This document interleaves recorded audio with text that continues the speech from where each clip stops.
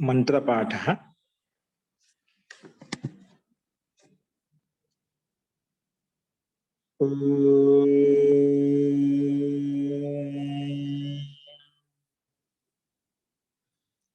सहनाववतु सहनौ भुनक्तु सह वीर्यं करवावहै तेजस्विनावधीतमस्तु मा विद्विषावहै। ओम शांति शांति शांति।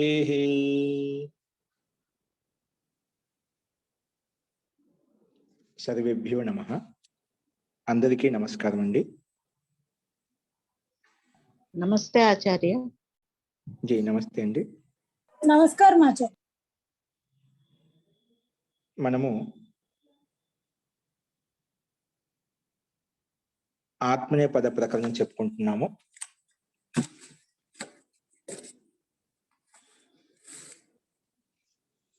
నిన్న మనము ఏ సూత్రం చెప్పుకున్నామండి? ఆంగో యమహనః చెప్పుకున్నాము. ఆంగో యమహనః ఆ సూత్రం వరకు చెప్పుకున్నాము. ఇంతవరకు ఆ సూత్రంలో కానీ ఇంకా ముందు చెప్పిన సూత్రాల్లో కానీ ఎవరికైనా ఏమైనా సందేహాలు ఉన్నాయండి?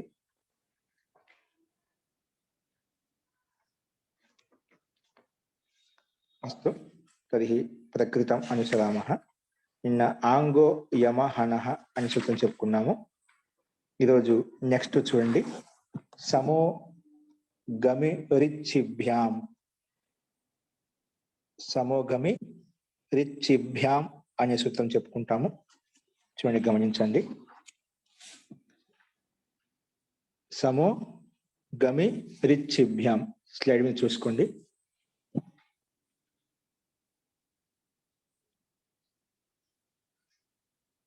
నిన్న ఆయచ్చతే ఆయచ్చేతే అలాగే ఆహతే ఆజ్ఞాతే అలాగా ఏకవచనం ద్వివచనం యొక్క రూపం ఎలా ఉంటుందో చూశాము ఆంగో యమహనః సూత్రంలో.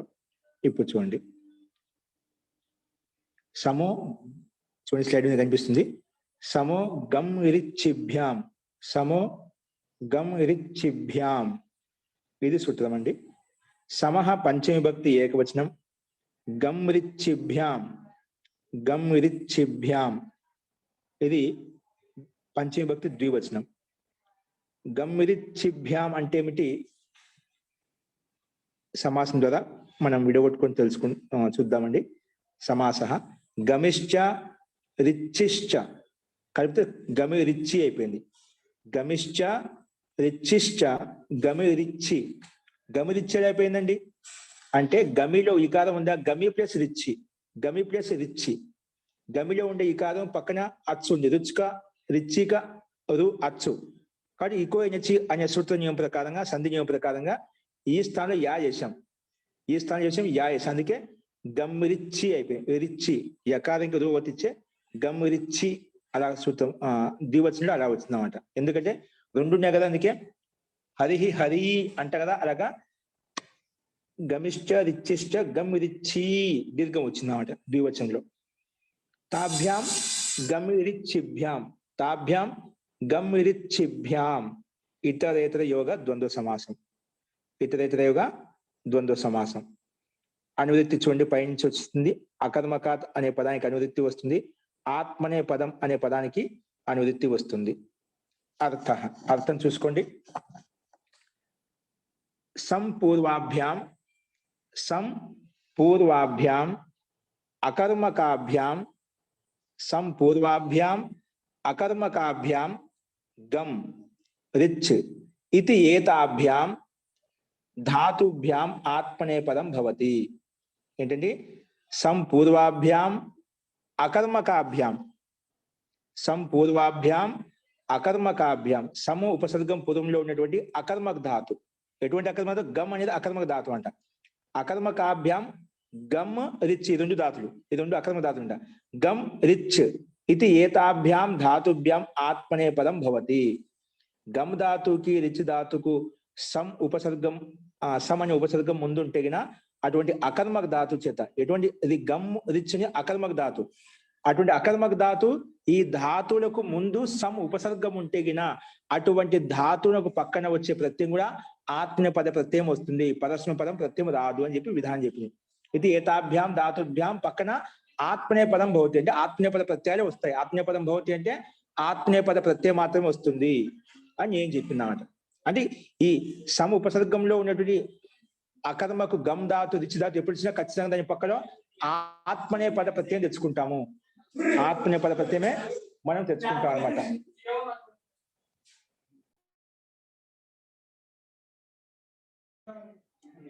ఆత్మనే పద ప్రత్యయం వస్తుంది అన్నమాట. దానికి ఎగ్జాంపుల్ వచ్చి సంగచ్చతే, సంరిచ్చతే. ఓకే, గమ్ ధాతుకు సంగచ్చతే, రిచ్ ధాతుకు సంరిచ్చతే, సంగచ్చతే సంరిచ్చతే. ఓకే, ఇవి రెండు ఉదాహరణలు మనం చూసాము.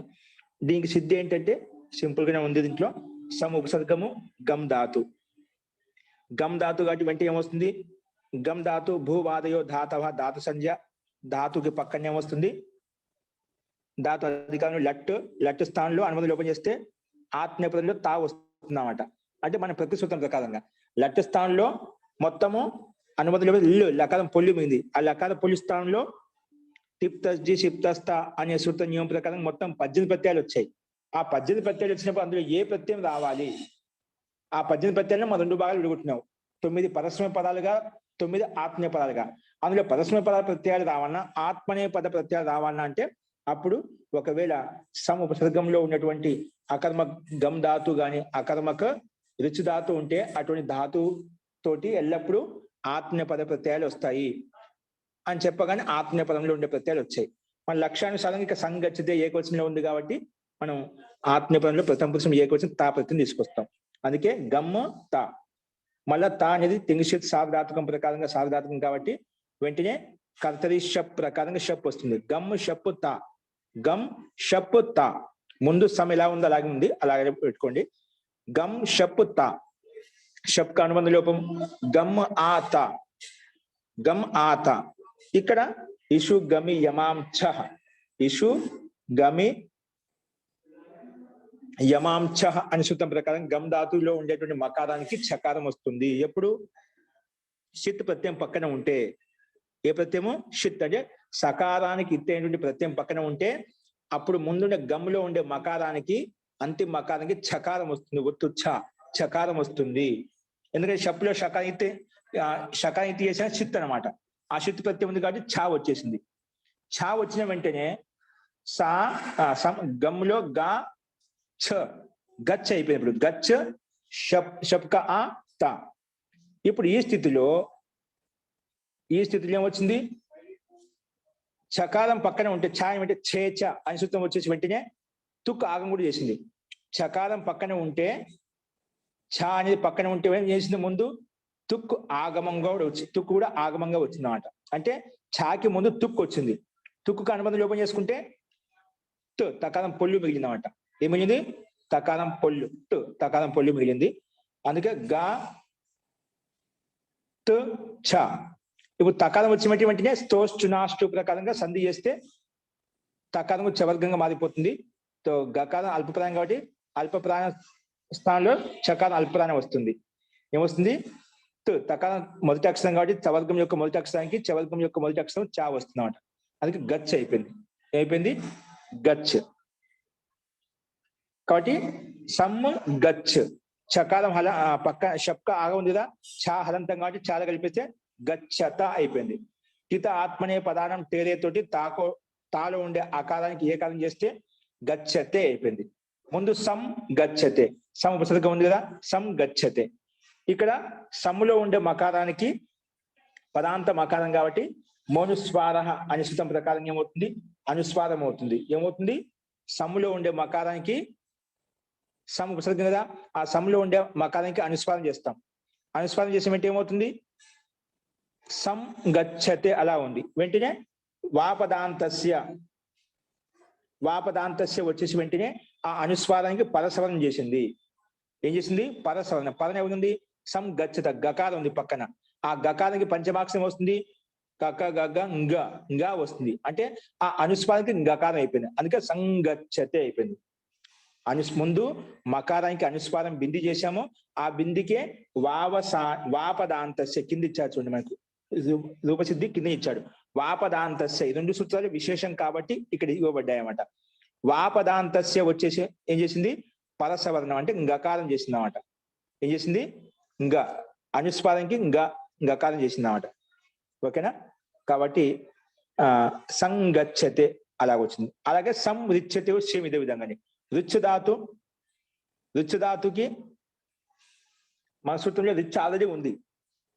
సంరిచ్ షప్ తా, సంరిచ్ షప్ తా, షప్క అనుమతిలో పోయేస్తే ఆ మిగింది, ఆ ఆకారమే రిచ్చలో కలిసిపోయింది. మన తితాత్మ్య పదాయం తేలితో ఏ కారం చేస్తే సంరిచ్యత. ఇక్కడ ఎందుకు అచ్చు ఉంది కాబట్టి మనము రుకారం కలిసిపోయింది, మకారంలో రు కలిసి సంరిచ్యతే అలా అయిపోయినాం. దీంట్లో ఏం లేదు, సమ ఉపసర్గాన్ని రిచ్యతేలో ఉండే ధాతు క్రియాపదంలో కలిపేసామంట. అంటే మకారము అనేది పక్కన రుకారంతో కలిసిపోయి సంరిచ్యతే అనే రూపం మనకు సిద్ధించింది. అస్తు ఈ రకంగా సంగచ్చతే సంరిచ్యతే అనేది మనకు ఆత్మీయపదంలో కనిపిస్తున్నాయి. ఓకే, ఈ రకంగా సంగచ్చతే అంటే వెంట వెంటన నడవడం, సంగచ్చతే వెంట వెంట నడవడం, సంగచ్చతే సంగచ్చత్వం ఒక శ్లోకం ఉంది వేదములో. సంగచ్చధ్వం సంవదత్వం సంభో మనాంసి జానతం. ఇది శ్లోకం.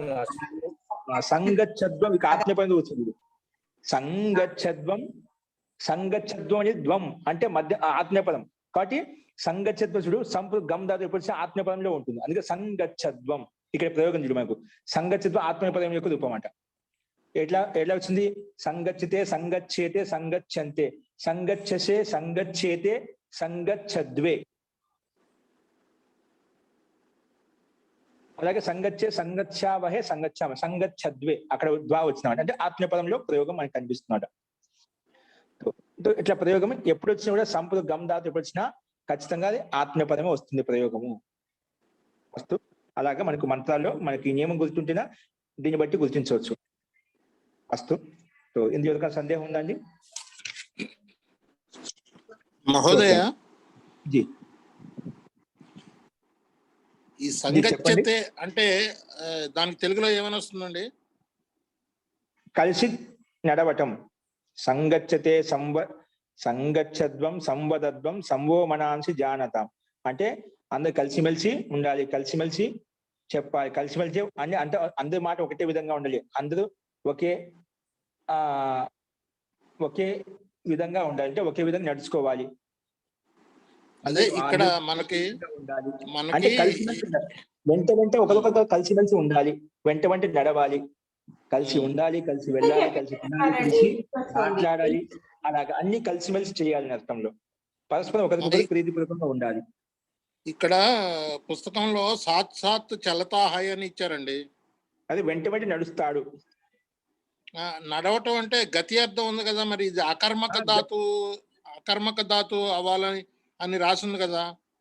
అకర్మకే కదా, నడుస్తున్నాడు అంటే ఎక్కడైనా నడుస్తున్నాడు, గమన క్రియలు అకర్మకమే కదా. అక్కడ అకర్మక అంటే ఏమిటి, అక్కడ నడుస్తున్నాడని ఎప్పుడు మనం చెప్పినప్పుడు అక్కడ ఏం నడుస్తున్నా కర్మ అడుగుతాం, అక్కడ నడవడం క్రియ. ఏం చేస్తాం, పలానా చోటకని లేదు కాబట్టి అకర్మక అవుతుందండి.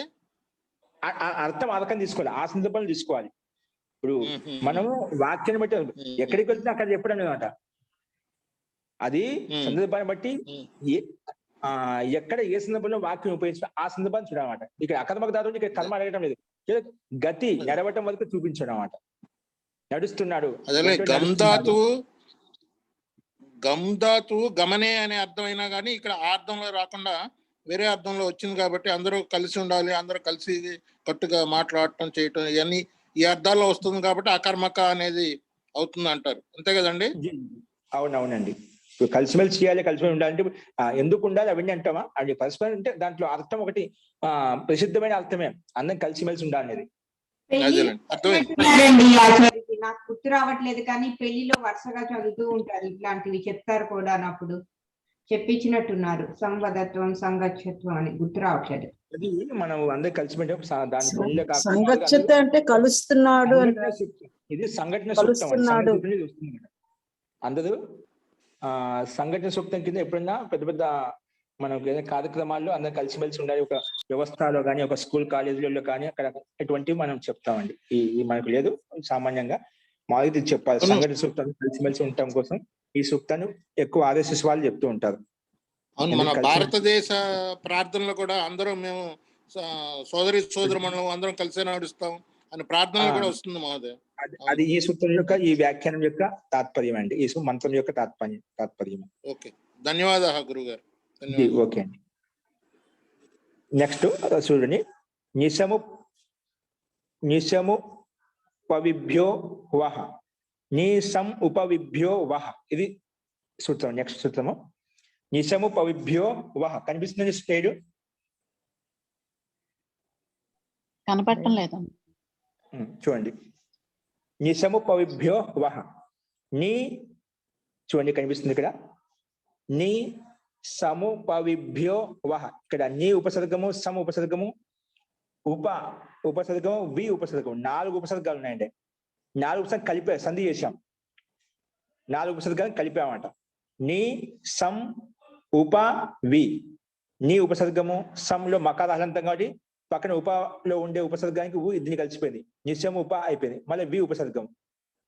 వీటిని 4 అంటే సంఖ్య ఎక్కువగా ఉంది కాబట్టి బహుశా తీసుకుంది. నిశము పవిభ్య, దానికే సంధి వలన ఓ అయిపోయింది. నిశము పవిభ్యో హువహ. నిశము పవిభ్యో హువహ. ఓకేనా? హసిచ సూత్రం ప్రకారం ఉకారం వస్తుంది. ఓకి ఆద్గుణ ప్రకారంగా ఓకారం అయిపోతుంది అన్నమాట. అస్తు. తో నిశము పవిభ్య పంచమి భక్తి బహువచనము, హువహ హువా ధాతు, హువహ పంచమి భక్తి ఏకవచనము. ఇప్పుడు మనం ఈ మొట్టమొదటి పదాన్ని విడగొట్టుకుంటున్నాం ఇక్కడ సమాసం ద్వారా. నిశ్చ, సంచ, ఉపశ్చ, విశ్చ. ఇవి 4 పదాలు. ఇక్కడ మనం సూత్రంలో ఉండే పదాలు ఏవైతే ఉన్నాయో అనేక పదాలతో యుక్తమై, అనేక వర్ణాలతో, అనేక ధాతులు యుక్తమైన పదాన్ని విడగొట్టుకున్నాం సమాసం. ఎందుకంటే దాంట్లో ఏ పదాలు, ఎన్ని శబ్దాలు ఉన్నాయి, ఏ ధాతులు ఉన్నాయి, ఏ ప్రత్యయాలు ఉన్నాయి, అట్లా ఈ సమాసం ద్వారా మనం విడగొట్టుకుని దాని యొక్క అర్థం స్పష్టం చేసుకుంటాం. అందుకే సమాసం చెప్తుంది ఇక్కడ. నిశ్చ, సంచ, ఉపశ్చ, విశ్చ. ఇక్కడ 4 ఉపసర్గాలు ఉన్నాయి, 4 పదాలు ఉన్నాయి. ఇక్కడ విడగొట్టుకుని మళ్ళీ దాన్ని కలిపి చెప్తాం. నిశము పవయ, నిశ్చ, సంచ, ఉపశ్చ, విశ్చ. కలిపితే మొత్తం అయిపోయినాయి. నిశము పవయ, తేభ్య నిశము పవిభ్య అయిపోతుంది. తేభ్య నిశము పవిభ్య. ఓకే, ఇది ఇతరేతర యోగ ద్వంద్వ సమాసం. అన్నిటికీ ప్రాధాన్యత ఉంది కాబట్టి అందుకు ద్వంద్వ సమాసం చేశాం. అస్తు. ఇక్కడ అనువృత్తి కేవలం ఆత్మీయ పదానికి వస్తుంది. ఎందుకంటే హువాధాతుడు ఇవ్వబడింది, ఉపసర్గలు ఇవ్వబడ్డాయి అన్నమాట. ఏంటి చూడండి, అర్థ నీ సం ఉప వి ఇది ఏవం పూర్వాత్. ఈ పూర్వంలో ఉండాలంట. ఎవరికి పూర్వంలో? హ్వై ధాతో, హ్వై ధాతుకి పూర్వంలో ఉండాలంట. నీ ఉపసర్గం కావచ్చు, సం ఉపసర్గం కావచ్చు, ఉప కావచ్చు, వి కావచ్చు. ఈ ఇతి ఏవం పూర్వాత్ దాన్ని సంధి చేస్తే ఇత్యేవం పూర్వాత్ హ్వై ధాతో ఆత్మనే పదం భవతి. హ్వై ధాతుకి ఆత్మనే పదం వస్తుంది. ఏమొస్తుంది? హ్వై ధాతుకి ఆత్మనే పదం వస్తుంది అన్నమాట. అంటే ఇటువంటి హ్వై ధాతు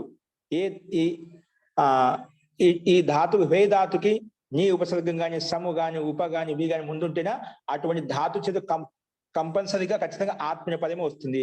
ఈ ఆత్మీయ పద సూత్రాలు మనకు కొన్ని ఉన్నాయండి. ఎక్కడెక్కడ అవుతాయని చెప్పి మన ఈ కొన్ని ప్రకరణాలు ఉన్నాయన్నమాట. ఇవి గుర్తు పెట్టుకున్నాయంటే మీకు ఎక్కడ శ్లోకాలు, భగవద్గీత, రామాయణ, మహాభారతం, పురాణాలు ఎక్కడైనా తీసుకుని వేద మంత్రాల్లో ఈ లక్షణాలు, ఈ సూత్రాలు గుర్తు పెట్టుకో. ఓన్లీ సూత్రాలు ఒకటే.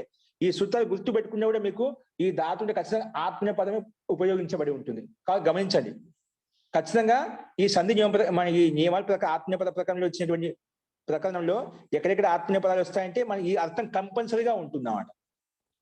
ఈ సూత్రాన్ని కంఠస్థం చేసుకుంటే ఆత్మీయ పదంలో ప్రకరణంలో ఉండే సూత్ర కంఠస్థం అయిపోతున్నా మీకు భౌతిక శ్లోకాలు కానీ ఎక్కడ ఏం చదువుకున్నా వెంటనే మీకు ఇది ఈ అర్థంలో ఆత్మీయ పదం వస్తుంది అంటే ఆత్మని ఈ అర్థంలో ఉంది వెంటనే తెలిసిపోతుంది మనకు.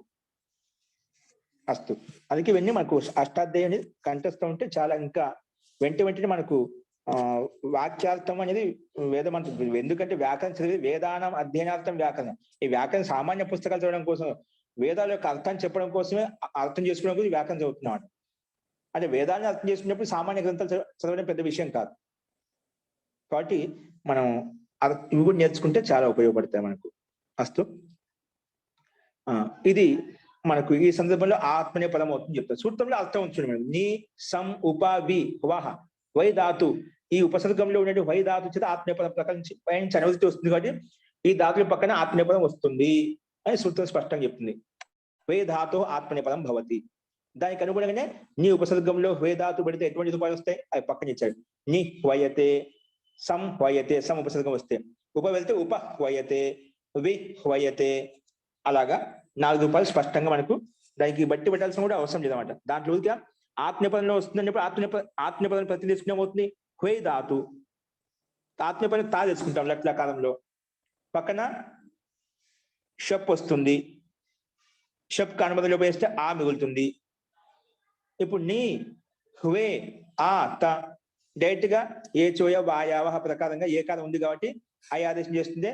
నిహ్వయత ఆత్మీయపదంలో తకారానికి ఏకారం చేస్తే నిహ్వయతే రూపం సిద్ధిస్తుంది. కింద ఉంది చూడండి, ఇక్కడ సంక్షేపం సామాన్యం ఉంది కాబట్టి ఇక్కడ మనకి సంకేతించాలి. ఇక్కడ కనిపిస్తుందండి, రౌండప్ చేశాను చూడండి. నీ హువే, నీ ఉపసర్గము హువే ధాతు, పక్కన షప్క ఆది ఆత్మీయ తాపత్యం వచ్చింది. ఇప్పుడు ఏ పక్కన ఆ ఉంది వెంటనే ఈ అవస్థ, ఈ అవస్థలో ఏ చోయ వాయావహ తెలుసు కదా. ఏడ్స్ అంటే ఏమిటి? ఏడ్స్ ప్రత్యాహారం. ఏడ్స్ ప్రత్యాహారం వస్తాయి. ఏ ఓంగ్ ఐ ఔట్స్ అంటే ఏ ఓ ఐ ఔ ఈ 4 వర్ణాలకు ఏడ్స్ అని పేరు. ఈ వర్ణాలకు పక్కన అచ్చు ఉంటేనే వెంటనే ఏమవుతుంది? ఏ ఉంటే ఐ అవుతుంది, ఓ ఉంటే అవ్ అవుతుంది. ఒకవేళ ఐ ఉంటే ఆ వస్తుంది, అవ్ ఉంటే ఆ వస్తుంది. ఇక్కడ ఏమవుతుంది? ఏ ఉంది కాబట్టి ఏ స్థానం వస్తే ఐ వస్తుంది. అందుకే ఏమవుతుంది? నిహ్వయతే. ఓకేనా? సం ఉపసర్గం కలుపుకుంటే సం వయతే. వయతే అన్నింటిలో కామన్ గా ఉంది. ఉప కలుపుకుంటే ఉప వయతే, వి కలుపుకుంటే వి వయతే. తో ధాతు అయితే హువే ధాతువే, కానీ ఉపసర్గాలు భిన్నంగా ఉండటం వలన అర్థంలో భిన్నత్వం ఉంటుంది. ఎందుకంటే ఉపసర్గాహ ధాత్వర్థం బలాత్ అన్యత్ర నీయతే. ఉపసర్గాలు ధాతు యొక్క అర్థాన్ని బలపూర్వకంగా వేరే అర్థంలోకి మారుస్తాయి. కాబట్టి ఇక్కడ అందుకే నిహ్వయతే అంటే నిశ్చయ రూపంగా పిలుస్తున్నాడు, నిశ్చయంగా ఆహ్వానిస్తున్నాడు, నిశ్చయంగా ఆహ్వానిస్తున్నాడు. సంహయతే బాగా మంచిగా ఆహ్వానిస్తున్నాడు. అక్కడ నిశ్చయంగా ఆహ్వానించడం మంచిగా, దాంట్లో కూడా ఆహ్వానించడంలో కూడా మనకు ఇంకా మంచిగా గౌరవించి ఆహ్వానించడం. సంహయతే, సమ్యక్ హయతే, సంహయతే అచ్చి ప్రకారం అంటే మంచిగా ఆహ్వానిస్తున్నాడు, పిలుస్తున్నాడు. ఉపహ్వయతే సమీపంగా పిలుస్తున్నాడు, సమీపంగా దగ్గరికి పిలుస్తున్నాడు. ఉపహ్వయతే సమీపంగా పిలుస్తున్నాడు, దగ్గరికి పిలుస్తున్నాడు. విహ్వయతే, విహ్వయతే వి అంటే విశేషంగా ఆహ్వానిస్తున్నాడు.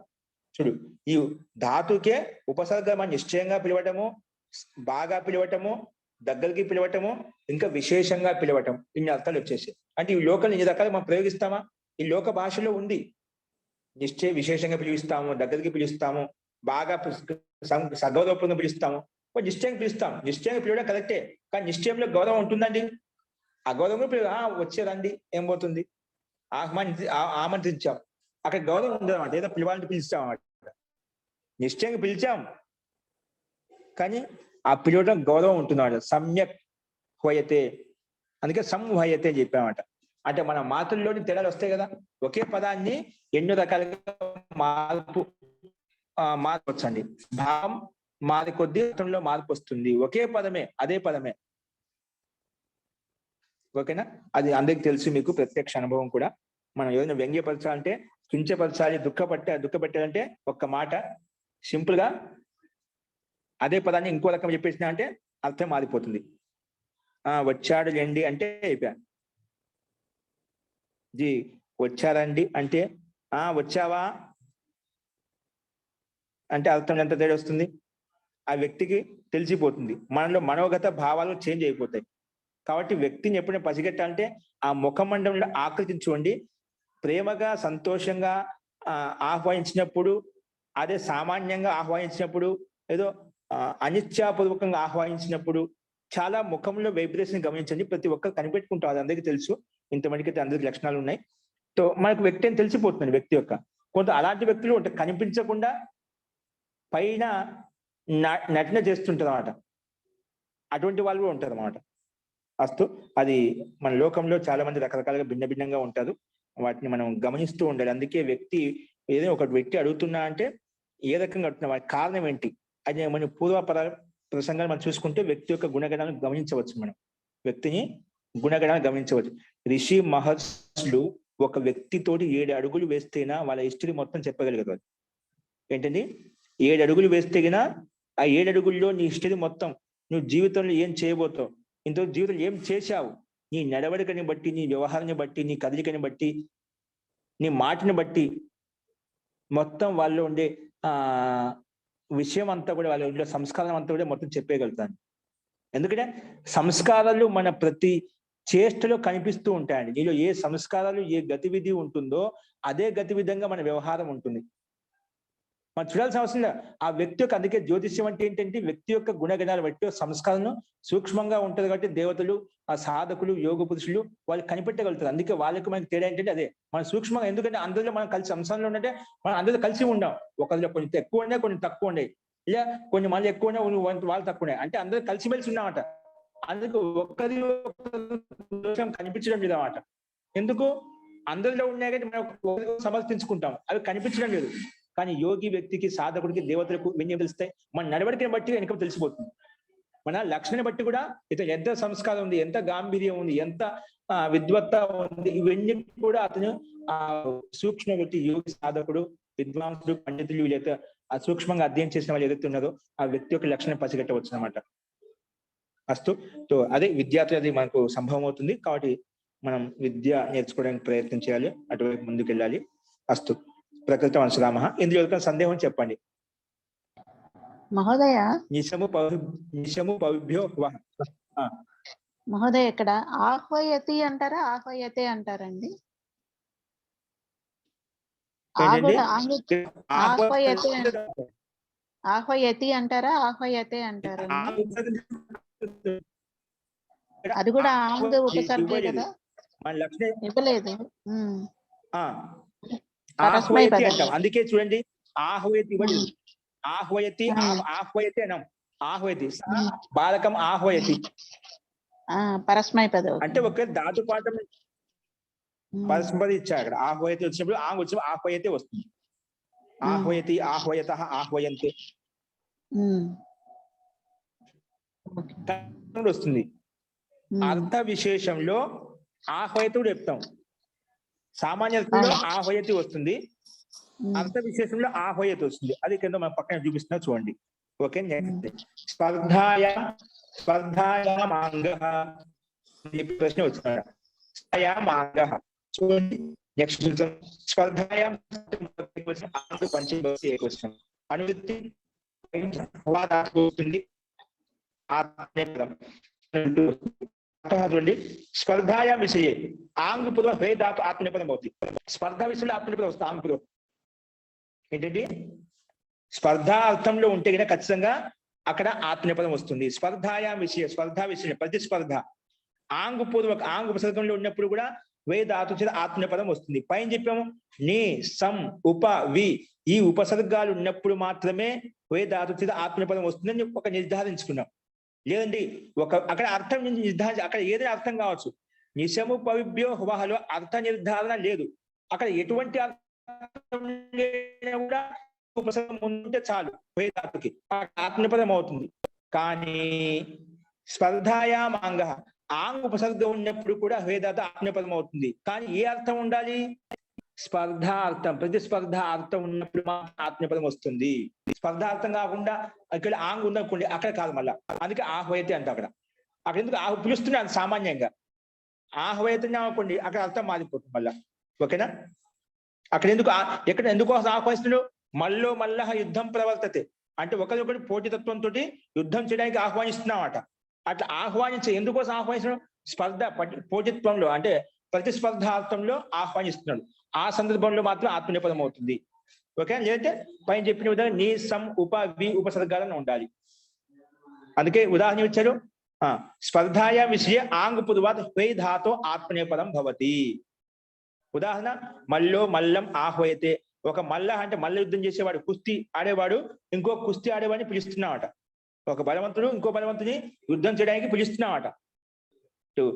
బలవంతునే పిలుస్తాడు కదా, నిర్బలుని ఎందుకు పిలుస్తాడు? అలాగే మల్ల యుద్ధం చేసేవాడిని రా అని చెప్పి పిలుస్తున్నామట, ఆహ్వానిస్తున్నాడు.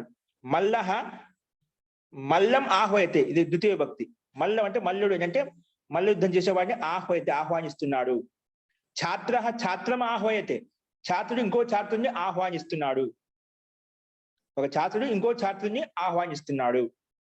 ఇది ఇక్కడ అర్థం అండి. అంటే ఆహ్వానించాలి, ప్రతిస్పర్ధ అంటే ఇప్పుడు విద్యార్థి మీద పోటీ ఉంటుంది, ఆహ్వానిస్తుంటాడు. నువ్వు నాకు అంటే ఎక్కువ మార్కులు తెచ్చుకో, నువ్వు నాకంటే ఎక్కువ ర్యాంకు తెచ్చుకో. అంటే ఒక ఛాత్రుడు ఇంకో చదివి ప్రతిస్పర్ధ పోటీతత్వంతో మనం చదువుతుంటాం, స్కూళ్ళలో చూస్తుంటాం, కాలేజీలలో చూస్తుంటాం. ప్రతిస్పర్ధ అర్థం ఉన్నప్పుడు మాత్రమే ఆత్మనేపదం తీసుకోవాలి ఆంగ్ ఉపసర్గం పేట. ఓకే, అస్తు. నెక్స్ట్ సూత్రం చూడండి. ఇది స్పష్టమైనది, ఇందులో ఎవరికైనా సందేహం ఉందా? అస్తు. ప్రకృతి వంశరామః. గంధన వక్షేపణ సేవన సాహసిక్య ప్రతియత్న ప్రకటనోపయోగేషు క్రియః. ఇన్ని అర్థాలు వచ్చాయి ఇక్కడ క్రియ ధాతు చేత. ఏంటి? గంధన, వక్షేపణ, సేవన, సాహసిక్య ప్రతియత్న ప్రకటన ఉపయోగేషు. సంధి చేశాం. ప్రకటన ప్లస్ ఉప, ఆద్గుణ అయిపోయింది, అందుకు ప్రకటనో అయిపోయింది. ప్రకటన ప్లస్ ఉప, నాకి ఆకి సంధి చేస్తే ఆద్గుణపు ఓ అయిపోయింది, అందుకే ప్రకటనోపయోగేషు క్రియ. ఇవన్నీ అర్థాలు నిర్ధారించబడ్డాయి. గంధన, వక్షేపణ, సేవన, సాహసిక్య ప్రతియత్న ప్రకటనోపయోగేషు క్రియ. ఇది సూత్రం అండి. చూడండి, ఇది మొత్తం ఒకే పదంకి తీసుకున్నారు. గంధన, వక్షేపణ, సేవన, సాహసిక్య ప్రతియత్న ప్రకటనోపయోగేషు, రామేషు. అలాగా వెన్ని శబ్దం ఒకే శబ్దం కింద. యోగేషు సప్తమి భక్తి బహువచనంలో ఉంది, స్పష్టంగా కనిపిస్తుంది మనం. అందుకే మనం ఏదైనా సాహిత్యం చదివేటప్పుడు ఆ శబ్దం పెద్దదైనా చిన్నైనా ముందు ఏ విభక్తిలో ఉంది, ఒకే పదంగా ఉంటే ఏ విభక్తిలో ఉందో గమనించాలి. అది పుల్లింగంలో ఉందా, స్త్రీలింగంలో ఉందా, నపుంసకలింగంలో ఉందా, ఆ నిర్ధారణ. అది విభక్తి. ఇక్కడ విభక్తి ఏంటి? కర్మణ, కారకమా, సంప్రదానమా, ఏంటి క్రియాపదం ఏంటి, అది గమనించాలి. దాన్ని బట్టి మనకు అర్థం చెప్పుకోవడం సులభం అవుతుంది. అస్తు. ఇది సప్తమి భక్తి బహువచనం. క్రియ ఇది పంచమి భక్తి ఏకవచనం. ఏంటంటే క్రియ పంచమి భక్తి ఏకవచనం. చూడండి, సమాస ఆ సూత్రాన్ని ఎలా అక్కడ ఉండే సూత్రంలో ఉండే పదాలను ఏ విధంగా విడగొట్టాడు. గంధనం చ, అవక్షేపణం చ, సేవనం చ, సాహసిక్యం చ ప్రతియత్నశ్చ. ఇక్కడ చూడండి, పక్కన నపుంసకలింగంలో ఉన్నాయి కాబట్టి నమ్ము వచ్చిందన్నమాట. ఆ నమ్ముకే అనుస్వాస ఏ పద సవరణ ప్రకారంగా యా వచ్చింది. అందుకే గంధనైచ, అవక్షేపణైచ, సేవనైచ. ఎందుకంటున్నాం? ఇక్కడ నపుంసకలింగంలో ఉంది కాబట్టి అలా చెప్పుకున్నాం. పుల్లింగ శబ్దం అంటే ఖచ్చితంగా షా వస్తుంది. ఇప్పుడు వచ్చింది ప్రతియత్న శబ్దం, అందుకే ప్రతియత్నశ్చ అలా వచ్చిందన్నమాట. అది గమనిస్తున్నాం. చాలా చోట్ల మీకు చెప్పడం మర్చిపోయాను. నపుంసకలింగం ఉన్నప్పుడు యా వస్తున్నాడు, చకారానికి ముందు యా వస్తుంది, లేకపోతే తాళవి శకారం వస్తుందని పుల్లింగం అయితేనా. ఇవి నపుంసకలింగంలో ఉన్నాయి, అందుకే గంధనైచ, అవక్షేపణైచ, సేవనైచ. కానీ మనం సహజంగా సామాన్యంగా గంధనం చ, అవక్షేపణం చ, సేవనం చ ముందు అనుస్వాదం అనమాట. అది అనుస్వాదంకి పదసవరణ అయిపోయి యా అన్నమాట. సాహసిక్యం చ, ఇది ప్రతియత్నశ్చ, ప్రతియత్న శబ్దం ఇది, అందుకే ప్రతియత్నశ్చ ఇచ్చాడు. ప్రకటనం చ, ప్రకటనం శబ్దం నపుంసకలింగంలో ఉంది, అందుకే ప్రకటనైచ. ఉపయోగ శబ్దం పుల్లింగం, అందుకే ఉపయోగశ్చ అని ఇచ్చారు ఇక్కడ.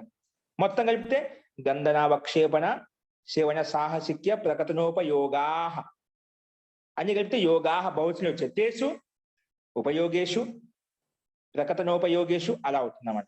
ఓకే, సమాసం అర్థమైందండి. అనువృత్తి చూడండి, ఆత్మీయపదంకి పైనుంచి అనువృత్తి వస్తుంది, మనకి ప్రకారం ఎలా నడుస్తుంది. ఇప్పుడు చూడండి, ఒక్కొక్క పదానికి అర్థం చెప్పుకుంటాం. ఇక్కడ గంధనం అంటే ఏమిటి అర్థం చూడండి. అర్థ. స్లైడ్ మార్చింది. అర్థ. గంధనం అంటే ఏమిటి? సూచనం. సూచనం అంటే ఏమిటండి? సూచనం. గంధనం అంటే ఇక్కడ అర్థం సుగులీకరణం, సాటిల్ చెప్పడం అంటాం కదా, సాటిల్ చెప్పడం. గంధనం అంటే ఏమిటి అంటే ఈ అర్థాలు ఉంటేనే ధాతుచుల ఆత్మపదం వస్తుందంట. గంధనం అంటే సూచనం అంటే సుగిలికో అంటే సాటిలు చెప్పడం. సాటిలు చెప్తుంటాం మనం చదివిపోయినప్పుడు ఇక్కడ ఈ తప్పు చేశాండి, ఆ పని చేశాండి, ఈ పని లేనిపోయి కల్పించి చెప్పడం, సాటిలు చెప్పడం. దాన్ని గంధనం అంటాం. ఏమంటాము? గంధనం. అర్థమైందిగా? గంధనం అంటే సాటిలు చెప్పడము. రెండోది అవక్షేపణం. అవక్షేపణం అంటే భరత్సనం. అవక్షేపణం అంటే భరత్సనం అంట. అంటే గర్జించడం, భయపెట్టడం. ఏంటంటే భయపెట్టడము. అవక్షేపణం అంటే ధమ్కాన, భయపెడుతుంటాం కదా, దాన్ని భరత్సనం అంటాం. ఏమంటాం? భరత్సనం. అవక్షేపణం అంటే భరత్సనం అని అర్థం. అవక్షేపణం వస్తుంది, ఒక్కోసారి భరత్సనం కూడా వస్తుంది అన్నమాట. దాని తెలుగు మీనింగ్ ఏంటి? భయపెట్టడం. మనం ఒకసారి ధమ్కి తీస్తాం కదా. ఇప్పుడు అన్ని ఉక్రెయిన్ దేశాలు, అన్ని దేశాలు కొట్టుకుంటూ ఉన్నాయి. ఒక్కొక్క దేశం ఒక్కో దానికి ధమ్కి ఇస్తుంది. ధమ్కి అంటే భయపెడుతున్నాయి. మీ మీద అనుభవం వేస్తాము, మీ మీద అనుభవం వేస్తామని చెప్పి రకరకాలుగా. ఓకేనా? అట్లా భర్సన చేయడం అంటే భయపెట్టడం అన్నమాట. దాన్ని అవక్షేపణం అంటాం. మూడో శబ్దం అంటే సేవనం. సేవనం అంటే సేవ చేయటం సామాన్యంగా. నెక్స్ట్ సాహసిక్యం. సాహసికం కర్మ. ఏంటంటే సాహసం కర్మ. ఇప్పుడు మనకు అవే యుద్ధ ప్రసంగంలోనే అందరూ చాలా సాహసం చేసి యుద్ధం చేస్తూ ఉన్నదన్నమాట. ఒకరినొకరు ప్రతాపం చూపించడం కోసం అలా పౌరుషం మాట వాళ్ళ యొక్క సామర్థ్యం సాహసాలు చేస్తున్నమాట అనుభవంతో. సాహసికం కర్మ ఏదైనా కావచ్చు కర్మ. అదే కర్మ ఏదైనా కావచ్చు. సాహసిక్యం అంటే సాహసికమైన కర్మ, సాహసంతో కూడుకునే కర్మ. నెక్స్ట్ ప్రతియత్న. ఏంటండి? ప్రతియత్న అంటే ప్రతియత్న అంటే గుణాంతరాధానం. ప్రతియత్న గుణాలకు ఆధానం చేయడం, గుణాంతరాధానం. ప్రతియత్న అంటే చెప్పండి గుణాంతర ఆధానం. అంటే ఏదైనా ఒక గుణాన్ని భిన్న గుణంలోకి మార్చడమే అంటాం. అంటే ఇప్పుడు ఒక గుణం ఉంది, ఏది? పాలు ఉన్నాయి, పాలు ద్రవంలో ఉంటాయి. దాని ఒక గుణాన్ని దాంట్లో తోడు పెట్టేసి మనం ఏ గుణం పెరుగుగా మార్చేసామా అంటే గుణాంతర, ఒక గుణాన్ని అంటే అన్నిట్లో వర్తిస్తున్నాం అంటే ఇది. ఒక గుణాన్ని వేరే గుణంలోకి మార్చడం, గుణాంతర ఆదానం. దాన్ని ఏమంటాము? ప్రతి యత్నం అంటాం.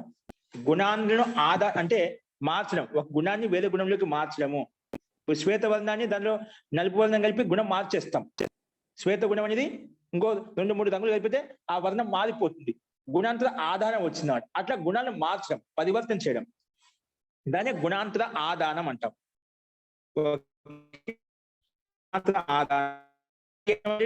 గుణాల యొక్క ఆదానం చేయడం అంటే మార్చడం, దాన్ని గుణాంతరాధానం అంటాం. నెక్స్ట్ ప్రకథనం. నెక్స్ట్ పదం ఏంటిది? ప్రకథనం. ప్రకర్షణ కథనం అంటే ప్రకృష్టంగా, ఉత్కృష్టంగా కథనం చెప్పడం. ప్రకర్షణ కథనం, ప్రకథనం. ప్రకర్షంగా చెప్పడం. ఓకేనా? దాన్ని ప్రకథనం అంటాం.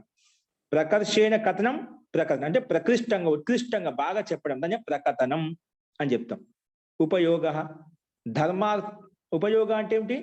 ధర్మార్థో వినియోగ. ఉపయోగం అంటే ధర్మాది కార్యంలో వినియోగించుకోవడం, దాన్ని ఉపయోగ అంటాం. ధర్మార్థో వినియోగ. ఇంకోటి ప్రకథనం అంటే ఏం చెప్పండి? బడి చెడాకర్ కేన అంటే ఏదైనా ఒక మంచి ఏదైనా అంటే ప్రకథనం అంటే ప్రతిష్టంగా చెప్పడం. ఏదైనా ఒక వ్యక్తిని పొగుడుతున్నాం, గౌరవిస్తున్నాం అంటే దాన్ని వాళ్ళు ఉండే గుణాలను ఎక్కువ చేసి చెప్తూ ఉంటాడు. దాన్ని మామూలు సహజంగా ఏదైనా ఒక మంచి పని చేసాం, ఆ మంచి 2-3 మంచి పనులు కలుపుకొని ఇంకా ఎక్కువ చేసి చెప్తాం. ఓ ఈ వ్యక్తి ఇలా అండి, అలా అండి అని చెప్పి కొన్ని కల్పన అతీతంగా చెప్తుంటాం, అతిశయోక్తులు చెప్తుంటాం. అది ఒక వ్యక్తి తప్పు పని చేసాం, ఒకటే తప్పు చేశాడు, అక్కడ కూడా అంతే. అక్కడ తప్పును కలిపి ఊహించుకొని మనం కూడా ఊహించుకొని దాన్ని ఎక్కువ చేసి చెప్తాం అన్నమాట. అది మంచి పని చేసి చెడు పని చేసినా కూడా. సరే, ఇక్కడ మనం మంచి పనులు తీసుకున్నాం సాత్వికంగా. సో ప్రకర్షణ కథనం విషయం చెప్తున్నాను. సో అయినా బడి చెడుకలకే చెప్పడం అంటే ఎక్కువ చేసి చెప్పడం, అతిశయోక్తిలో చెప్పడం అంట. అంటే ఉత్సాహంగా మంచి పని చేసాం కాబట్టి మనం పొగడుతూ గౌరవిస్తూ చెప్తూ ఉంటామంట. అస్తు. ఉపయోగ అంటే చెప్పాను. ఉపయోగ అంటే ఏదైనా ఒక ధర్మాది క్రియాకలాపాల్లో దాన్ని యుక్తం చేయడం, వినియోగించడం అంట. ధర్మాది కార్యకలాపాల్లో, పుణ్యకర్మల్లో మనం అతన్ని వినియుక్తం చేయడం, నియోగించడము. ఓకేనా? దాన్ని వినియోగ అంటాం. ఇలాంటి ఇతి ఏతేషు అర్థేషు ఇలాంటి అర్థాలు ఉంటే అప్పుడు వర్తమానంలో ఉన్న క్రియధాతు చేత ఆత్మీయపదం వస్తుంది. క్రియధాతు చేత చూడు, క్రియధాతు పరస్పరం కరోతి, కురుతా, కురువంతి చెప్తాం. కురుతే, కురువాతి, కురువతి ఆత్మీయపదం ఉభయపద ధాతు. కానీ ఆత్మీయపదం ఎప్పుడు వస్తుంది? ఈ క్రియధాతుతో ఎప్పుడు ఆత్మీయపదం రావాలన్నా ఈ అర్థాలు ఉంటేనే. ఏ అర్థాలు? గంధనం కానీ, అవక్షేపణం కానీ, సేవనం సాహసిక్యం ప్రతియత్న ప్రకటనం ఉపయోగ. ఈ అర్థాలు ఇందులో ఏదో ఒక అర్థం ఉంటేనే అప్పుడు అటువంటి ధాతు చేత ఆత్మీయపదం వస్తుంది. కాబట్టి ఇప్పుడు మనకు ఎక్కడ ఆత్మీయపదం కనిపించిన కృ ధాతు చేత ఖచ్చితంగా ఇందులోంచే ఏదో ఒక అర్థం కంపల్సరీగా ఉంటుంది. ఏ శ్లోకమైనా, ఏ భగవద్గీతమైనా, మహాభారతం పురాణమైనా ఈ అర్థాలు ఉన్నాయంటే ఖచ్చితంగా ఈ గుర్తు పెట్టుకో. అందుకే గంధనం అంటే ఏమిటి, అవక్షేపణం అంటే ఏమిటి, సేవనం సాహసిక్యం ప్రతియత్నం ప్రకథనం ఉపయోగ, ఇవి గుర్తు పెట్టుకుంటేనా ఈ అర్థాల్లోంచే ఖచ్చితంగా ఆత్మీయపదం వస్తుంది. ఈ అర్థాలు ఉంటే ఖచ్చితంగా అక్కడ ఆత్మీయపదమే ఉంటుంది, పరస్పరానికి అవకాశం లేదు. అందుకే ఇతి ఏతేషు అర్థేషు వర్తమాన క్రీ ధాతో ఆత్మనేపదం భవతి. ఇలాంటి అర్థాలతో యుక్తమైన క్రీ ధాతు చేత ఆత్మనేపదం వస్తుంది అని చెప్పి స్పష్టంగా మనకి చెప్పింది. అస్తు. ఇప్పుడు ఇదే విధంగా మనకు ఉదాహరణ చూపించారు. ముందు గంధనం అంటే చెప్పడం సుగులీకరణ అంటే సాటిలు చెప్పడం. సాటిలు చెప్పే అర్థంలో ఇక్కడ మనకు క్రీ ధాతు తీసుకున్నాం. ఏంటి ఇక్కడ చూడండి, గంధనార్థంలో ఉదాహరణ ఇచ్చాడు. ఉత్ కుదితే ఉపసర్గ మనమే అర్థాన్ని బట్టి మనమే తీసుకుంటాం, సందర్భాన్ని బట్టి అర్థాన్ని బట్టి ఉపసర్గ మనకి ఏది కావాలంటే అది తీసుకుంటాం. ఇక్కడ ఉత్ తీసుకున్నాం. ఉత్ కుదితే ఉదా కుదితే రెండు ఉత్ కుదితే ఒకటి ఉత్తు ఉపసర్గము, ఉత్ ఆంగు ఉపసర్గం తీసుకున్నామంట. ఉత్తుతో పాటు ఆంగ్ ఉపసర్గం తీసుకు ఉదా కుదితే, ఉత్ కుదితే ఉదా కుదితే అంటే చుగులీకరణ. రెండుకరణ ఒకటే అండి. ఉత్తు ఉపసర్గం వచ్చిన ఉత్తు పూర్వ క్రీ ధాతుకే కుదితే అయిపోయింది. ఉత్తు ప్లస్ ఆంగ్ ప్లస్ కురు ధాతు కూడా ఉదా కుదితే అయిపోయింది. అక్కడ రెండు ఉపసర్గాలు తీసుకున్నాం, కానీ అర్థం మట్టుకు రెండింటికి ఒకే విధంగా ఉంటుంది. అంటే ఉత్ కుదితే ఉదా కుదితే అంటే సాటిలు చెప్పడం అర్థం వస్తుంది. ఉత్ కుదితే అంటే సాటిలు చెప్తున్నాడు. సహా బాలకం ప్రతి ఉత్ కుదితే అంటే బాలకుడి మీద సాటిలు చెప్తున్నాడు. అట్లా ఏదైనా కావచ్చు. అవక్షేపణార్థంలో శేనో వార్తికం ఉదా కుదితే, శేణ శేణ పక్షి, శేణ వర్తికాం ఉదా కుదితే. శేణ పక్షి, వర్తిక అంటే ఒక బాతు, వర్తిక అంటే బాతు అండి. శేణ పక్షి బాగా ఆకర్షణ తిరుగుతూ చాలా ఎత్తుగా ఉంటుంది. సముద్రంలో ఉండే పక్షులను, బాతులను, చేపలను అది పైంచి వెంటనే అకస్మాత్తు లోపలికి దూసుకెళ్ళి అది పట్టుకెళ్ళిపోతుంది. శేణ పక్షి వస్తే సముద్రం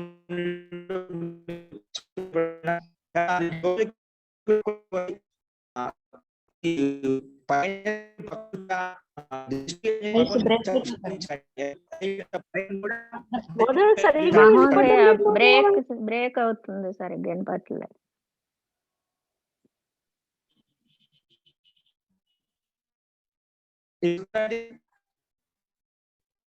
లేదు మహోదయ, సరిగ్గా లేదు మహోదయ.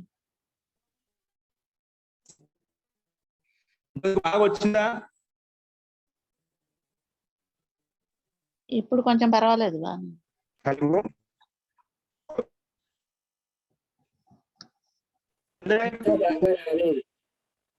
ఇంకా పోతుంది, బ్రేక్ అవుతున్నది.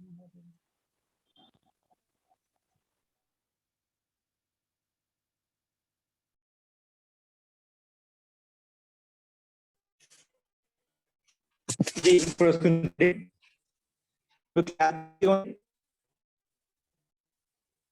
ఇంకా లేదు మహోదయ, లేదు సార్, ఇంకా సరిగ్గా రావట్లేదు. రావట్లేదు. ఇప్పుడు కూడా వాయిస్ బ్రేక్ అవుతుంది సార్. ఇప్పుడు కూడా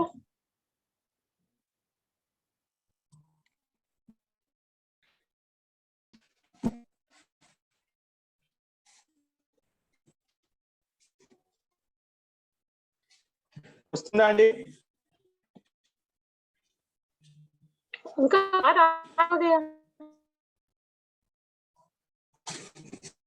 ఇంకా రాలేదంటారా?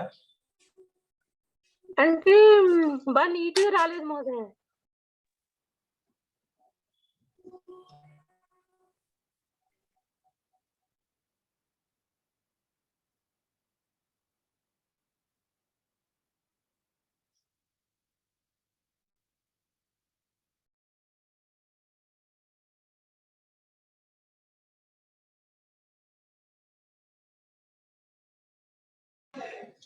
జీ ఇప్పుడు వస్తుందా అండి? వస్తుంది మహోదయ ఇప్పుడు. ఓకే అండి. మనం గంధనార్థంలో రెండు ఉదాహరణలు చెప్పుకున్నాం. ఉత్ కుదితే ఉదా కుదితే. అలాగే అవక్షేపణార్థం. అవక్షేపణం అంటే ఏం చెప్పాము? అవక్షేపణం అంటే భయపెట్టడం, భర్సనం భయపెట్టడం అని చెప్పుకున్నాం. దాంట్లో ఉదాహరణ ఏంటి? శేనో వార్తికం ఉదాకురితే భయపెడుతుందంట. శేని పక్షి వార్తికని బత్త అంటే బాతును ఉదాకురితే భయపెడుతుంది. ఇక్కడ ఉపసర్గాన్ని బట్టి ధాతు యొక్క అర్థం మార్చుకుంటున్నాం అండి. ఈ అర్థంలో ఉందన్నమాట. అక్కడ అర్థం గురించి ఏం చెప్పుకుంటాం మనం? శేని పక్షి వర్తికాం, వర్తిక అంటే చెప్పాం బాతును ఉదాకురితే ఏంటి? ఉదాకురితే అంటే శేని పక్షి అంటే బాతు పక్షి, బత్తకు అంటే బాతును భయపెడుతున్నమాట, దాన్ని భయపెడుతుంది. శేన వార్తికాం ఉదాకురితే, ఇక్కడ ఉత్తు ఉపసర్గము ఆంగ్ ఉపసర్గం ఉన్నటువంటి కురు ధాతుకి కురితే అవుతుందండి. ఓకేనా? కురితే అన్నిట్లో కురితే సమానంగా ఉంది. దానికి రూపసిద్ధి చెప్తాను లాస్ట్ లో. నెక్స్ట్ సేవనే. సేవనం అంటే ఏం చెప్పాను? సేవ చేయడం. ఆచార్యం ఉపకురుతే శిష్య, ఆచార్యం ఉపకురుతే శిష్య, శిష్య ఆచార్యం ఉపకురుతే, శిష్యుడు ఆచార్యునికి సేవ చేస్తున్నాడు. ఏం చేస్తున్నాడు? శిష్య అన్వయం చేసుకుంటే శిష్య ఆచార్యం, ఆచార్యునికి ఉపకురుతే సేవ చేస్తున్నాడు. ఎందుకు? ఈ అర్థంలో ఉంది, ఇక్కడ సేవ చేసే అర్థంలో ఉంది కాబట్టి. ఓకే, అందుకే ఇక్కడ ఆత్మపదం వచ్చేసింది. నెక్స్ట్ సాహసిక్యం అంటే దుస్సాహసం చేయడం అంట. దుస్సాహసం అంటే బలాత్కారం చేయడం, ఇది కూడా తీసుకుంటాం. సాహసం అంటే సాహసికం అంటే అది మంచి సాహసం కావచ్చు, దుస్సాహసం కావచ్చు. ఇప్పుడు బలాత్కారం చేస్తుంటాం, దుస్సాహసం చేస్తుంటాం అంటే ఇదేం చేసుకోవచ్చు. ఇక్కడ నిందార్థం ఇచ్చారు. ఇక్కడ సాహసిక్యకరం పరదారాన్ ప్రకురుతే, పరదారాన్ అంటే ఇతరుల యొక్క స్త్రీలను కావాలనుకోవడం అన్నమాట. పర స్త్రీలను కావాలనుకోవడం. పరదారాన్ ప్రకురుతే, ఇది నిందార్థులు ఇక్కడ ఇవ్వబడింది అన్నమాట. పర స్త్రీలను దుస్సాహసంగా తీసుకెళ్ళడం, పట్టుకెళ్ళడం, అలాగా ప్రకురుతే. ఇక్కడ ఆత్మ ప్రా ఉపసర్గం వచ్చింది, కురుతే రూపము. పరదారన్ ప్రకృతి, ఇది సాహసికరమైన వేరే స్త్రీలను తీసుకెళ్ళడం అన్నమాట. అది సాహసక కర్మలు అంటామండి. నెక్స్ట్ ప్రతియత్నే. ప్రతియత్నం ఏం చెప్పాము? ప్రతియత్నం ఏ అర్థం చెప్పామండి? గుణాంతర ఆదానం. ఏంటి? గుణాలను ఇంకో గుణాలకు మార్చడం. ఇక్కడ చూడండి, ప్రతియత్నకు ఉదాహరణ ఇచ్చారు. యథోదకస్య ఉపస్కురుతే, యథోదకస్య ఉపస్కురుతే, యథో ఉదకస్య ఉపస్కురుతే. ఇంధన్ జల్ యొక్క గుణాన్ని మారుస్తుంది. ఇంధనము అంటే ఇంధనం అంటే అగ్ని గుణము శీతల గుణాన్ని మారుస్తుంది. అగ్నిలోకి మారుస్తుందా? ఇంధనం అనేది జలం యొక్క గుణం అంటే శీతలత్వం. ఆ శీతలత్వ గుణాన్ని మారుస్తుంది. ఏ విధంగా మారుస్తుంది? ఉష్ణత్వంలోకి మారుస్తుంది. గుణాంతర ఆధారం అయిపోయిందా? అది ఎలా వచ్చింది? ఇంధనం ద్వారా వచ్చింది. అంటే అగ్నిరూప ఇంధనం ద్వారా అది మారుతుంది అన్నమాట. అందుకే ఇంధనము యథః ఉదకస్య, యథః అంటే ఇంధనం అండి. ఇంధనం ఉదకస్య అంటే నీటిని ఉపస్కురితే అంటే గుణాన్ని మారుస్తుంది. ప్రతియత్నం అంటే గుణాంతర ఆధారం చెప్పాం. శీతత్వ గుణం వెళ్ళిపోయి ఉష్ణత్వ గుణం వచ్చిందన్నమాట. గుణాంతరం ఆధారం అయింది, వేరే గుణంకి ఆధారం రావడం, వేరే గుణం రావడం. అలాగా యథోదకస్య ఉపస్కురితే. ఇక్కడ ఉపస్కురితే ఉపసర్గం పూర్వక కురు ధాతు తీసుకున్నాం, క్రీ ధాతు తీసుకున్నాం. అలాగే నెక్స్ట్ దీనికి రెండు ఉదాహరించారు. కాండం గుడస్య ఉపస్కురితే. రెండు ఉదాహరించారు. కాండం గుడస్య ఉపస్కురితే. కాండం అంటే ఏమిటో మీకు తెలిసి ఉంటుందండి. सुकलाई అంటే भिंडी की पौधे को गुड़ बनाते समय रस में डालकर गुड़ साफ किया जाता है. మనం బెండకాయ చెట్లు ఉన్నాయి, బెండ అంటారా, బెండకాయ చెట్లు ఏవైతే ఉన్నాయో ఆ చెట్ల యొక్క ఆకులు తీసుకెళ్లి బెల్లం తయారు చేసేటప్పుడు ఇది దాంట్లో వేస్తే దాంట్లో ఉండేటు మాలిన్యాన్ని ఒక పక్క తీసేస్తుంది. అంత శక్తి దీంట్లో ఉంది. బెండకాయ చెట్లు ఏవైతే ఉన్నాయో బెల్లం తయారు చేసే వాళ్ళు ఆ మొక్కను తీసుకెళ్లి అక్కడ దాంట్లో వేస్తారండి. దాంట్లో ఉండే అటువంటి గుణం ఉంది దాంట్లో. ఎందుకంటే ఆ నురుగు అంతా బెల్లం పాకం చేసేటప్పుడు అంతా డస్ట్ ఏదైతే వస్తుందో అదంతా ఒకవైపు తీసుకొస్తుంది, బెల్లం అంతా ఒకవైపు వచ్చేస్తుందంట. వాటి యొక్క పాకం అంతా ఒకవైపు వస్తుంది అన్నమాట. అందుకే బిండికే పోదే అంటే బిండి చెట్టు యొక్క పోద మొక్క అయితే ఉందో గూడు బనాతే సమయం బెల్లం తయారు చేసేటప్పుడు రసమే డాల్కర్ ఆ రసంలో వేసి, అంటే బెల్లం యొక్క రసంలో వేసి ఆ మాలిన్యంతో ఒకవైపు తీసుకెళ్తుందట.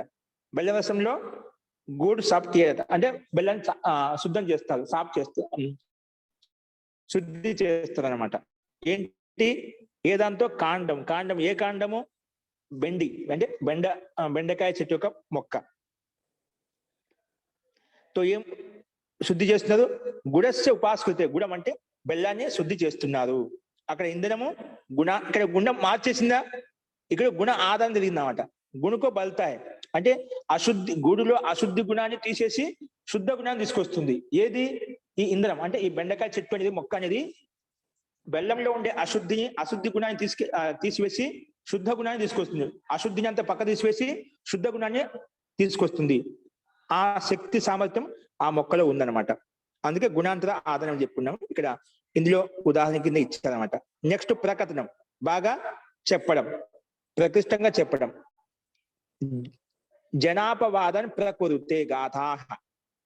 జనాపవాదాన్ ప్రకురుతే, ఇది ఒక ఉదాహరణ. జనాః అపవాదాన్ ప్రకురుతే. జనాపవాదం అంటే జనుల యొక్క అపవాదం ప్రకురుతే అంటే జనులు అంటే మనుషులు ఇతరుల యొక్క మంచి చెడులను ఏవైతే బడి చెడకర్ కేతా బడి చెడాకర్ కేతా అంటే ఇతరుల యొక్క గుణ దోషాలను ఎక్కువ తక్కువ చేసి చెప్పడం అన్నమాట. ఏం చెప్పాను ఇక్కడ?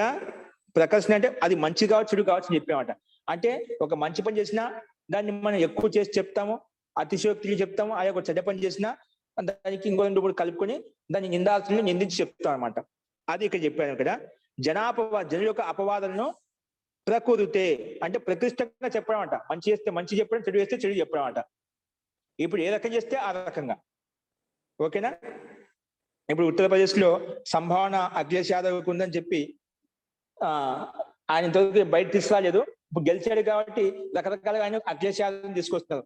ఆ యోగి ఆదిత్యనాథ్ ని అప్పుడు లేనిపోని వాదన చేశారు, కథనం చెప్పారు, ఆయన ఏం వాయిదాలు పూర్తి చేయలేదు అని చెప్పి అలా చూపిస్తున్నామాట. అంటే ఒకసారి స్తుతిస్తూ ఉంటుంది అన్నమాట, నిందిస్తూనే ఉంటుంది అన్నమాట. 2-3 కలుపుకొని అలాగా. అస్తు సందర్భాన్ని బట్టి దాన్ని ఎక్కువ చేసి చెప్పడం అన్నమాట. దాన్ని ఇక్కడ జనుల యొక్క అపవాదాలను ప్రకృతి ప్రకృష్టంగా చెప్పడం అనమాట.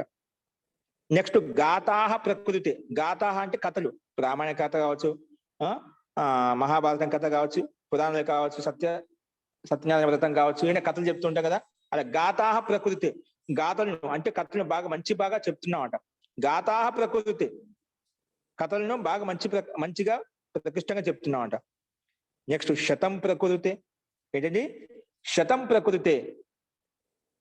శతం ప్రకృతే ఇది ఏ దానికి ఉదాహరణ?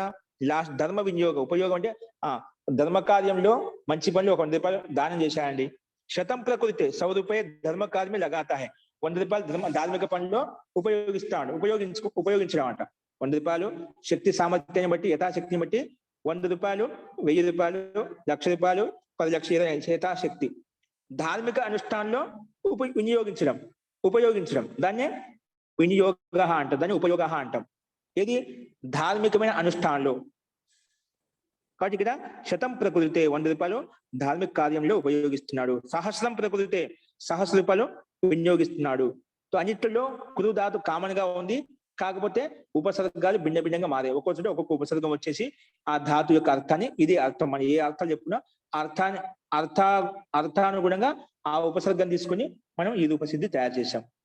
కాబట్టి అన్నిట్లో ఉపకురుతి అనేది సహజం, కురుతి అనేది సామాన్యంగా ఉంది, అది సింపుల్ గా ఉంటుంది. చూడండి రూపసిద్ధి గమనించండి. ఇది ఒక నేర్చుకుంటే అన్ని ఆటోమేటిక్ తెలిసిపోతాయండి. చూడండి రూపసిద్ధి ఉత్కురుతే సుగలీకర్తా హై అంటే సాక్షులు చెప్తున్నాడు అనే అర్థంలో. తో ముందు ధాతు ఏంటి? డుక్రీ ధాతు, డుక్రీకరణే చేసే అర్థంలో ఈ ధాతు ఉంది, ఉభయపద ధాతు. ఓకే.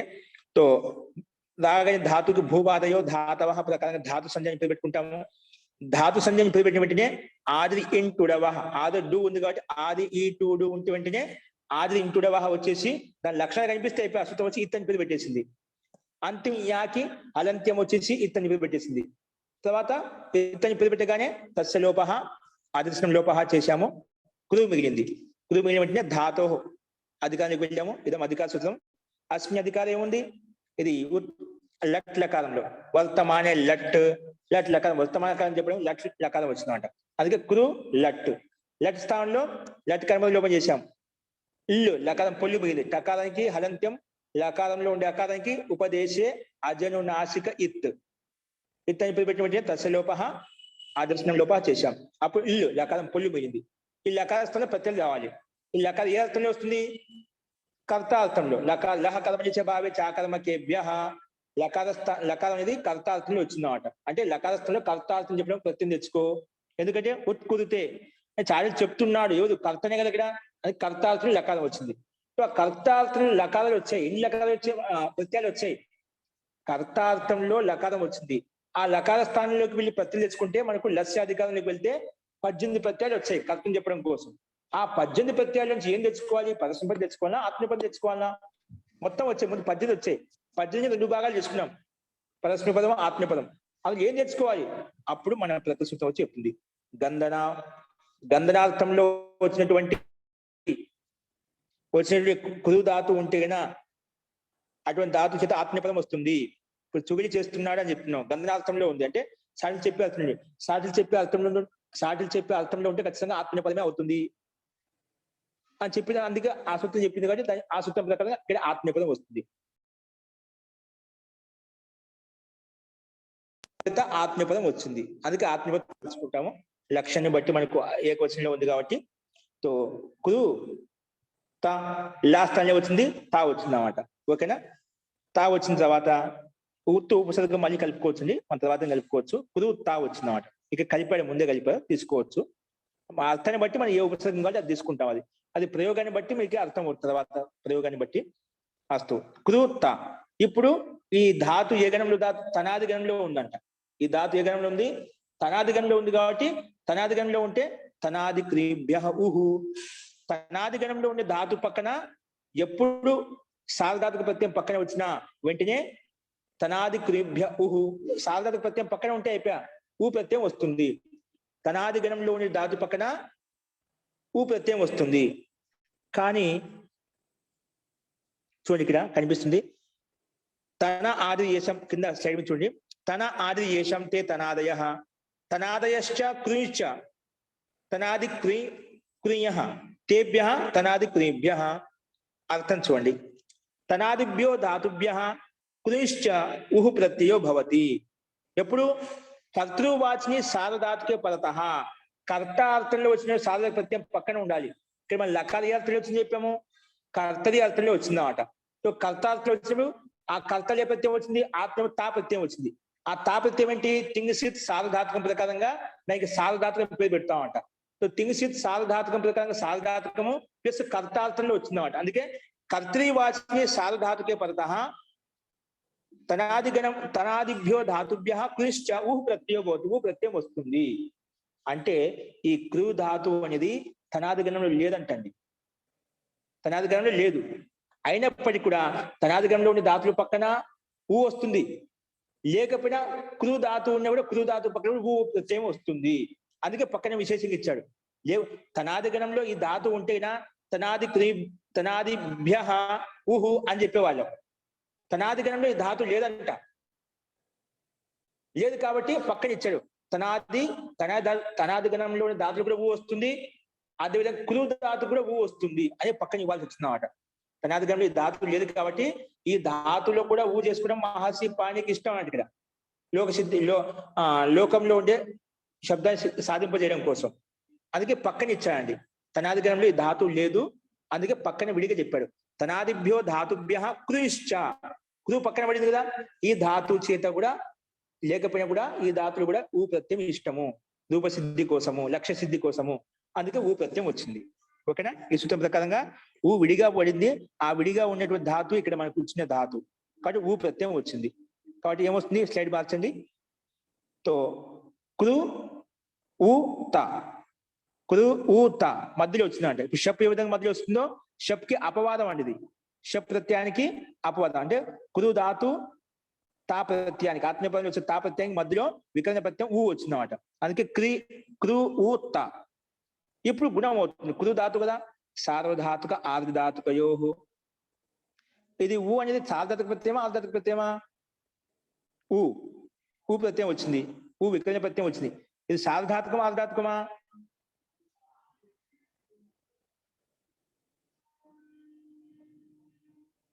ఆర్ధధాతుకం ఆచార్య. ఆర్ధధాతుకం. ఆర్ధధాతుకం శేష ప్రకారంగా ఆర్ధధాతుకం అన్నమాట. ఆర్ధధాతుకం. కాబట్టి ఆర్ధధాతుకం కాబట్టి సార్వధాతుక ఆర్ధధాతుకయో అనే సూత్రం వచ్చేసి ఆర్ధధాతుకం పక్కన ఉంటే, ఆర్ధధాతుకం పక్కన ఉంటే అటువంటి ధాతువుకి పక్కన ఆర్ధ పక్కన అంగానికి ఉదంత అంగానికి గుణం అవుతుంది అని చెప్పినాడు. ఆర్ధాతుక ప్రత్యయ పదత అంగస్య గుణభవతి. అంగం అంటే రుకారాంత అంగం, దానికి గుణం అవుతుంది. సో గుణం అవుతుంది. గుణం అంటే గుణం ఏమవుతుంది? అదేం గుణ ఆ ఏ ఓ వీడికి గుణం అని పేరు. ఈ 3 వర్ణాలు వచ్చాయి. కానీ 3 వర్ణాలు వచ్చాయి మనకి అక్కడ వెంటనే కృ స్థానంలో ఎప్పుడు గుణం చేసుకున్నా ఉదన దపర సిద్ధంగా ఉంటుందండి. ఉదన దపర వచ్చేసి నువ్వు రుకార స్థానంలో ఎప్పుడు గుణం చేసుకున్నా వృద్ధి చేసుకున్నా వెంటనే రపరో భవతి. రువర్ణస్య స్థానే అని ప్రసజ్యమానే అని ప్రాప్తమైతే గిన అది వెంటనే రపరో భవతి. ఇక రుకర్ణ స్థానంలో ఏమొచ్చింది? గుణం అని చెప్పాం. గుణంలో అన్నుందా? గుణవర్ణంలో ఆ ఏ ఓ ఈ 3 వర్ణం. ఆ అనేది గుణవర్ణం కదా.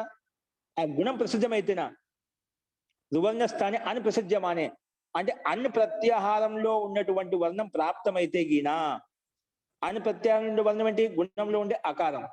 ఆ అకారం వచ్చింది కాబట్టి వెంటనే రపరో భవతి అని అంటే ఆ ఈ ఉ లోంచి ఏ వర్ణం ప్రాప్తమైనా అప్పుడు వెంటనే రపరో భవతి, రకారం పరంగా వచ్చేస్తుంది. కాబట్టి గుణంలో ఆ ఉంది కాబట్టి ఆకి వెంటనే రకారం కూడా పక్కన చేరుస్తాం. అందుకే అర్ర అయిపోతున్నాడు. అందుకే కుదుకి అయిపోయింది, కర్ర అయిపోయింది. కుదువులో ఉండే రుకారానికి గుణం చేస్తే కర్ర అయిపోయినాడు ఉదన దపరహ సహాయం చేత. కుదువుకి కర్ ఉ తా, కర్ ఉ తా. ఇప్పుడు ఈ స్థితిలో మనకు ఏ సూత్రం వచ్చింది? కర్ ఉ తా.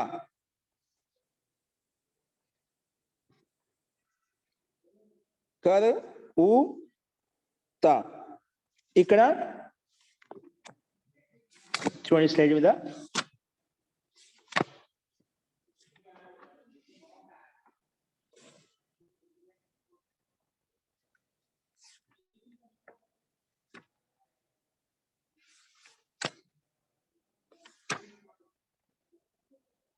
అత ఉత్ సార్వధాతుకే ఏమొచ్చింది? అత ఉత్ సార్వధాతుకే. మనకేంటి స్థితి ఏంటి? కురు కర్ ఊ త. కర్ అనేది గుణం చేస్తే కురుకి కర్ర అయిపోయింది. ఊ అనేది తనాది క్రీభ్య ఊ అనే సూత్రం వచ్చిన ఊ ప్రత్యయము, పక్కన ఆత్మలో తా ప్రత్యయము. ఓకేనా? ఈ స్థితికి ఇది వచ్చింది. అత ఉత్ సార్వధాతుకే. అత ఉత్ సార్వధాతుకే ఉకార ప్రత్యాంతానికి ఏంటి? ఉకార ప్రత్యాంతానికి.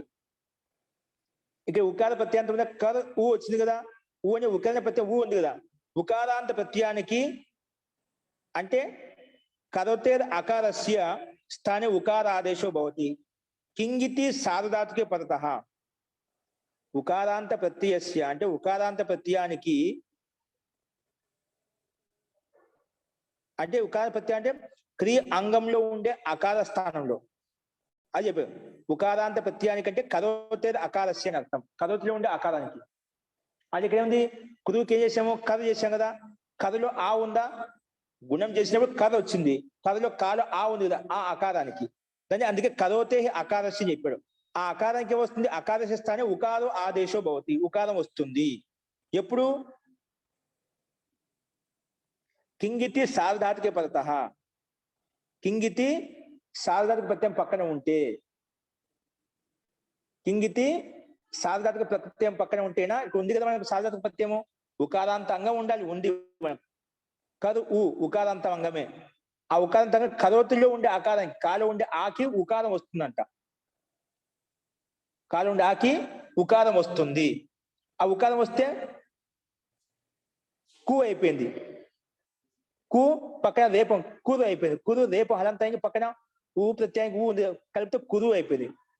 కురు పక్కన తా. ఓకేనా? ఇక్కడ తా అనేది ఆత్మనేపథ ప్రత్యయం అన్నమాట. అది అపిత్ సార్వధాతుకం అపిత్ ప్రకారం గిత్తువత్తు కూడా కాబట్టి గిత్తువత్తు. అందుకే ఇంగితి సార్వధాతుకం పక్కన ఉంది కాబట్టి ఈ సూత్రం వచ్చేసి ఆ కరులో ఉండేటి ఆ కారానికి ఊ వేసాం. కూర అయిపోయింది. పక్కన ఊ కలిపితే కురు తా. కురుత ఆత్మీయ పదంలో టిత ఆత్మీయ పదానం తేరతుడు ఏ కలిపితే కురుతే. ఉపసర్గం కలుపుకుంటే ఉత్ కురుతే అలా వస్తున్నమాట. అర్థమైందండి?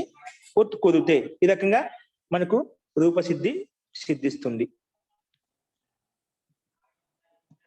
అర్థమైందండి? ఉత్ కుదిరితే అనేది ఖరీచా కూడా ఇచ్చారండి. ఏంటండి? ఉపసర్గ అవును, ఖరీచా. ఉత్తు ఉద్దు రెండు వస్తాయి కదా. ఆ ఉత్తు ఉత్తుకి ఉద్దు. ఖరీచా వచ్చేసి తకాని దకాని చేస్తుంది. ఉద్దు కదా, ఉద్దు. ఉద్దు ఉంది కదా, దానికే దకాని కకాని చేస్తేనా ఖరీచా ఖరీ పడత అంటే కదిలో కా ఉంది కదా, ఆ కరు ప్రత్యాహారం నుండి పక్కన ఉంటే దకాని తకాని చేస్తుంది. అందుకే ఉత్ కుదిరితే అవుతుంది అన్నమాట. ఉద్దు కుదిరితేనే ఉత్ కుదిరితే ముందు డా అనేది తకాలం అయిపోతుంది. అందుకే ఉత్ కుదిరితే అలా వచ్చేస్తుంది. ఓకేనా? మహోదయ ఇక్కడ ఆత్మనేపథ్య సూత్రంలో స్వరితయుత రాదా? స్వరితయుత అది ఆత్మనేపథ సూత్రం రాదా ఇక్కడ? దీనికి అపవాదం అండి. స్వల్పిత ఎందుకు వస్తుంది? స్వరితయుత రాదా ఇంకా ఇక్కడ? లేండి, అది ఎందుకు వస్తుంది? స్వల్పిత ఎందుకు వచ్చింది మీకు డౌట్? అది ఇత్ అని ఉంది కదా, అందుకని డుక్రీలో ఈ యకారం ఇత్ అయింది కదా.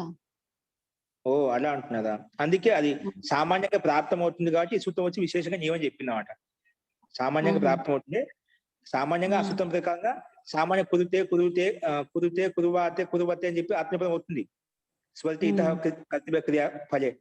విశిష్ట నియమం కదా, గంధనార్థం ఉంటే ఖచ్చితంగా ఆత్మనేపథమే కావాలి ఈ అర్థంలో ఉన్నప్పుడు అని చెప్పడం కోసమే ఇక్కడ ఈ సూత్రం ప్రకారం అవుతుంది అన్నమాట. ఓకేనా? జీ అంటే అర్థ విశేషం ఉంది కాబట్టి అది సామాన్యంగా ఏ అర్థంలో స్వల్పిత ఏ అర్థమైనా వచ్చేస్తున్నాం. ఇది విశేష అర్థంలో మాత్రమే. అందుకే మనం సమాసం చేస్తామండి. సో అన్నిట్లో ఇదే విధంగా అర్థం చేసుకోవాలి. ఓకేనా? ఈ రకం ఉత్కుదితే అనే రూపం చూసాము. నెక్స్ట్ యథోదకస్య ఉపస్కుదితే. ఉదకాలో కర్మలు షష్ఠి విభక్తి అని చెప్పి కొంచెం వేరే విధంగా చెప్పారు. అది రేపు రూపసిద్ధి మనం రేపు చూద్దామండి. ఓకేనా? అస్తు.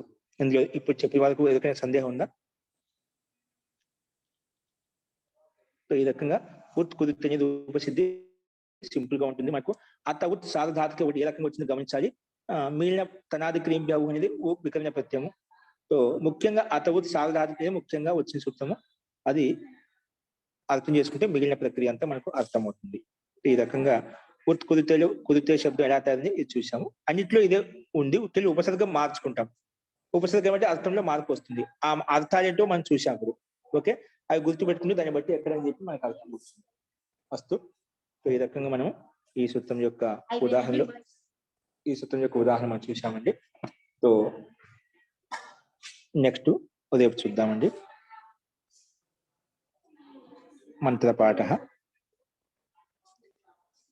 ఓం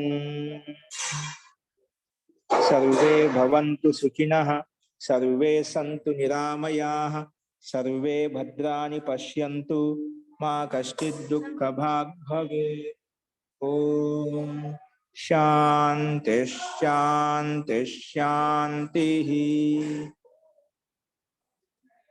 సర్వేభ్యో నమః. అందరికీ నమస్కారం అండి.